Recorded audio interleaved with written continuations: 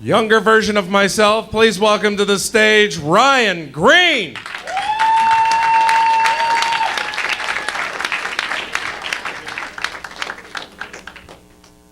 Thanks, Dan. Always nice to be introduced that way, just so I can be 100% sure things never get better.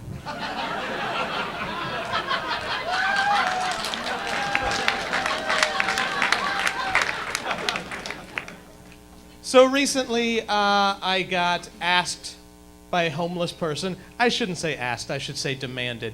A homeless person demanded I give him $5. But he did it in an interesting way. He said, "Hey, Fat Clark Kent, give me $5.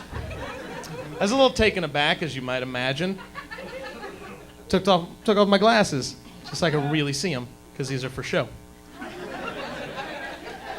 And I said, "Excuse me?" And he said, "Oh, I'm sorry, Fat Superman. Give me $5. I gave him $5. I don't need an enemy out there that knows my fat secret identity. I gotta save Fat Metropolis later. By which I mean Dallas. Suck it, Texas.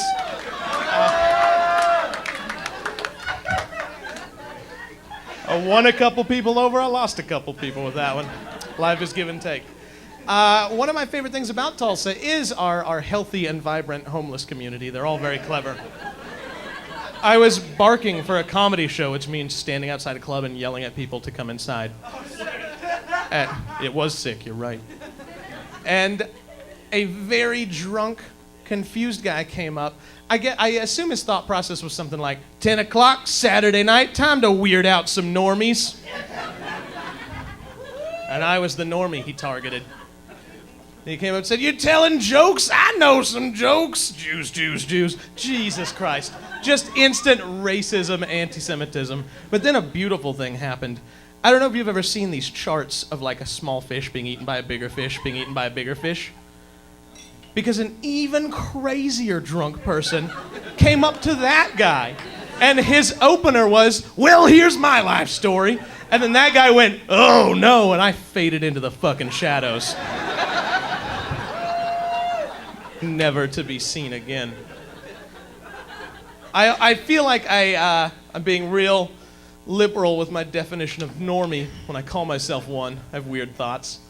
I was thinking the other day, sometimes I just think, I'm sure glad I have a dick. I don't know if you ever think that.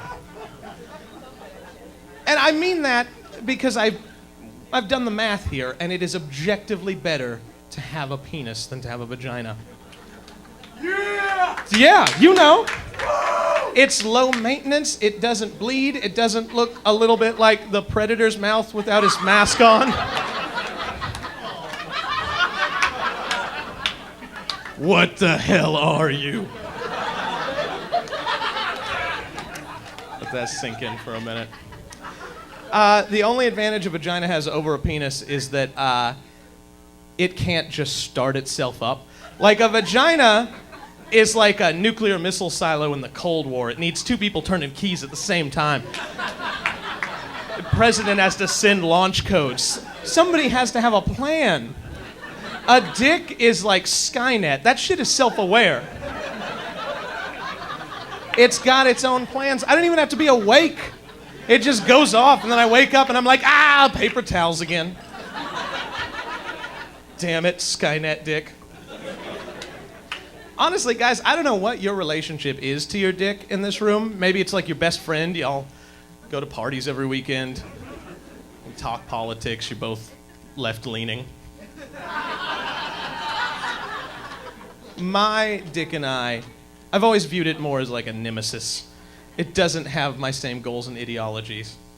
And it tries to embarrass me. I went to a private party at a bar in Ada, Oklahoma. Yeah, party capital of America. And I was just gonna drink and have fun and talk to my bros. But then my dick had other ideas. So from down below I heard, "Hey man," my dick's country, Hey man, text every girl in your phone. Dick, I'm not sure that's a solid idea. Hey man, who asked what you fucking think? All right, I'll do it. I did it. I went into the bar. I thought that was the last of it, but about an hour later I hear, hey man, check up on the messages. Dick, I'm in the middle of a chat with an old friend I haven't seen. Hey man, I don't give a shit what this guy's doing in his life. I need to see them messages. So I go back to my car where I'd locked my phone away. I had just texted every girl on my phone, I'm drunk, and then hurled it away from me. I'm a pessimist, but my dick is highly optimistic. I have one response. At this point, I feel like I should tell you, every instance that I've had sex in my life, I feel like it was the end result of a misunderstanding. If I had to compare my dick to a fictional character, it would 100% be Mr. Magoo. It's nearsighted, it stumbles into situations that shouldn't end well, but do. Oh, Magoo, you fucked it again.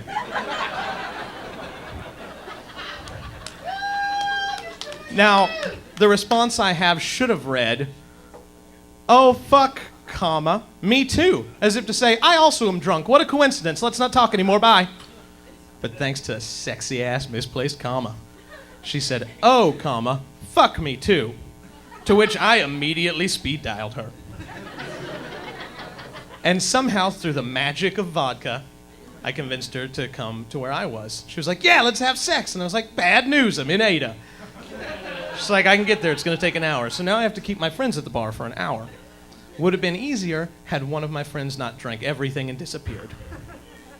I find him on the second floor, on a fire escape, on his back, throwing up. You know that way people die? That's what he was doing. And I thought, I gotta save him, but if I do, I'm gonna have to leave this bar, I'm not gonna get late. So I'm going to help him up, and then I hear, hey man, let your friend die.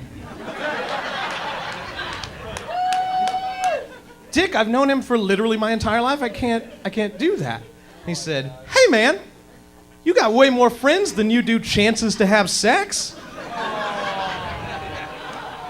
Oh, Dick, you are a master debater.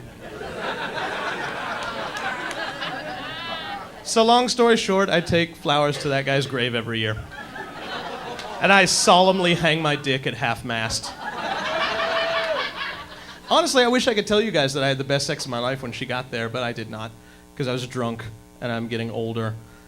And she got there and she was all young and energetic, and she was like, let's fuck all night. And I was like, let's scale that back.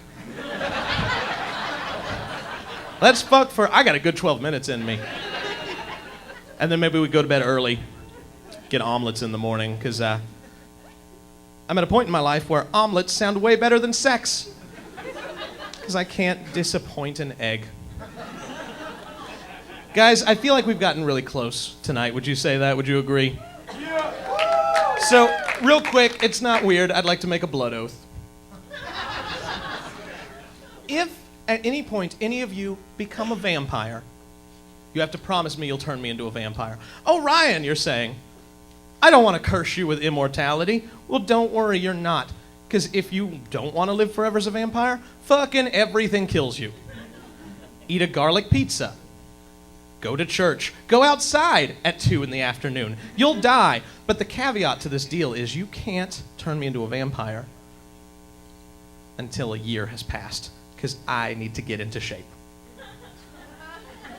I am not going to be the one fat vampire in our awesome coven of vampires. I'm not going to be the vampire who's like, oh, you guys got any extra virgins today? I'm not going to be the vampire that turns into a real chubby, silly looking bat. I'm not going to be the vampire that turns into an extra thick mist on a foggy night. So now that I've got that promise from you, I feel I can go on in peace. Thank you. I'll be talking to you after the show. My name's Ryan Green. Thanks, guys.